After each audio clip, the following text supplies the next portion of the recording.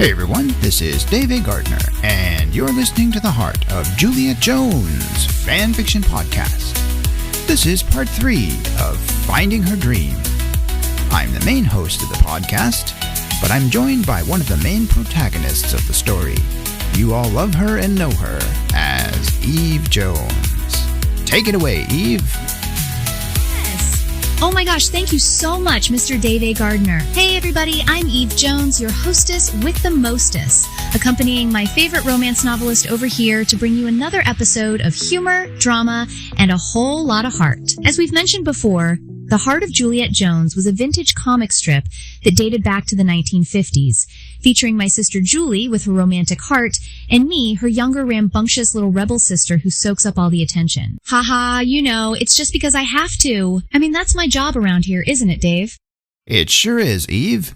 And all the listeners are happy you're not only one of the main characters, but you're also hosting. I am so, Why don't you... Wait, grateful. What's that, Eve? I said I'm so grateful to be here, Dave. It's a dream come true to be sharing the mic with my favorite romance author. I am so obsessed with him. Dear listeners, with his stories. So yeah, why don't I share with you guys what happened in our previous episode? Would that be okay, my darling Dave? Absolutely, Eve. We're looking forward to listening to part 3, but let's go ahead and sum up what's been happening so far. Oh, it would be my pleasure, Dave. Well, Julie and I arrived at the Devon train station.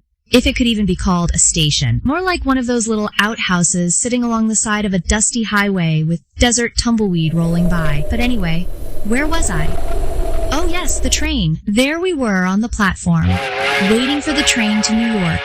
The one that would take me to fulfill the dream I had been chasing in season 1. To be a contestant in the Miss Teen USA beauty pageant representing my hometown Devon. My heartthrob and acting mentor Glenn Sabine was there with his unhealthy, chain-smoking, imbecilic assistant Pike Setter. The cool thing was that Glenn was going to hook us up with upgraded seats on the train. He said traveling in style suited me perfectly, and I gotta tell you, baby, I couldn't agree more. New York City, here I come. Let's listen in to part 3 of Finding Her Dream to find out what happens next. Yes, baby, let's go. Do it. Woohoo!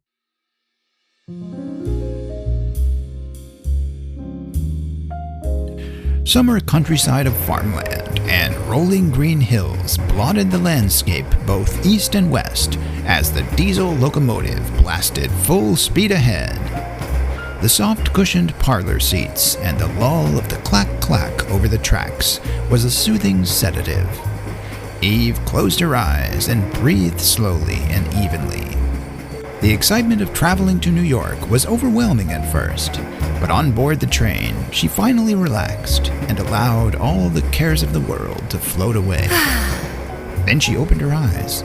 That creepy Pike Setter was eyeing her again through his smoky cigarette haze. He was sitting cross-legged in the seat directly across from her in the double seats that faced each other. For some reason, he was seated next to Julie.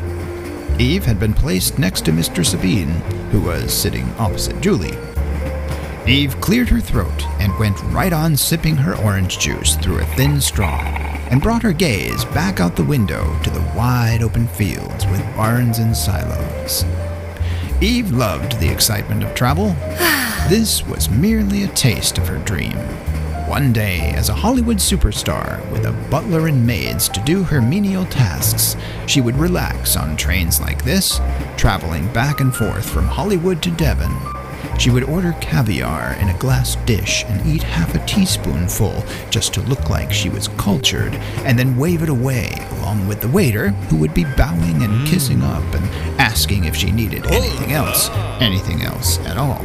And she would say no, not right now, and he would go away but watch for her every whim from a distance. If she even twitched her nose, he would be back with a hanky in a flash. Ah, she sighed, soon enough. For now, it was New York, and all it offered for a budding model and actress like Eve Jones. On the train ride, it was Glenn who was all chatterbox. He seemed to be quite interested in Julie, and his flirtatious gestures with her stirred something under Eve's skin that she chose to keep quiet. "Are you in business in Devon, Miss Jones?" Glenn asked Julie, his smile like a dreamy hot strip of bacon, sizzling on the grill and left there a bit too long, popping with grease. Eve had to bust in on that one, asking with astonishment. Oh, you have to be kidding me, Glenn.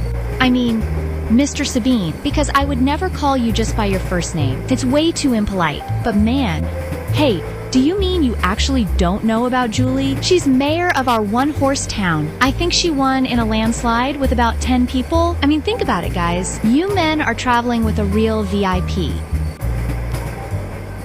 Julie flushed with embarrassment and grinned meekly. Oh, Eve, darling, you don't have to exaggerate. It was more like 7 people.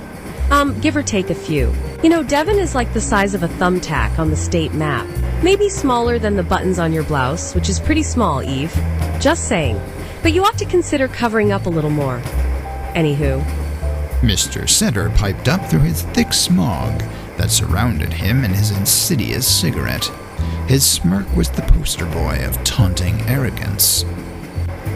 We all have to start our careers somewhere, don't we, Mayor Jones? Was it Eve's imagination, or was Pike Setter flirting with Julie too?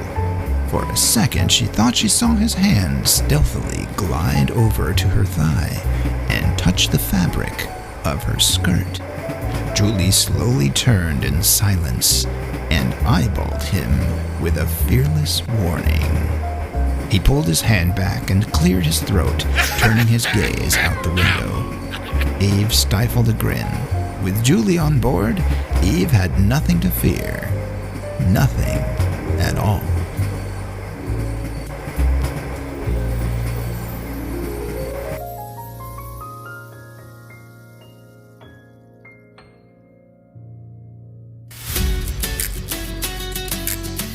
So there you have it, ladies and gentlemen. We are fresh out of pretzels, and it's last call. Thanks for joining us for another episode of The Heart of Juliet Jones. That's me, mine, my heart, that is. Fan fiction podcast. Did you like this week's episode? Oh yeah, I saw that Pike Setter's hand grace my skirt, and it was a cold stare that broke his will to proceed. Good thing, because I was thinking of Eddie, and that self-defense class he taught me once. You know it. So yeah, I was thinking of employing that move he taught me entitled Good Swift Kick to the Groin. Never fails. Unless he blocks it. Then it fails, and you wish you were anywhere else than in the goofy gaze of the imbecilic ignoramus name Pike Setter. Anywho, if you loved this podcast, and not just for the free pretzels, why not consider subscribing? And if you go gaga over romance novels like My Sister Eve, you should totally check out the romance novels of author Dave A. Gardner. His inspiring website is authordaveagardner.com. Did I mention that Eve is crazy about his romance novels? She is so smitten, it's scary. She's got posters of all his book covers on her wall. If Dave only knew. Well, that's it from here, everyone. Have a great week, and as Dave always says, until we meet again, may love bloom in your heart like the lovely rose that you are. You're just so wonderfully loved. Never forget that, dear listeners. Love you with bells on. Bye-bye.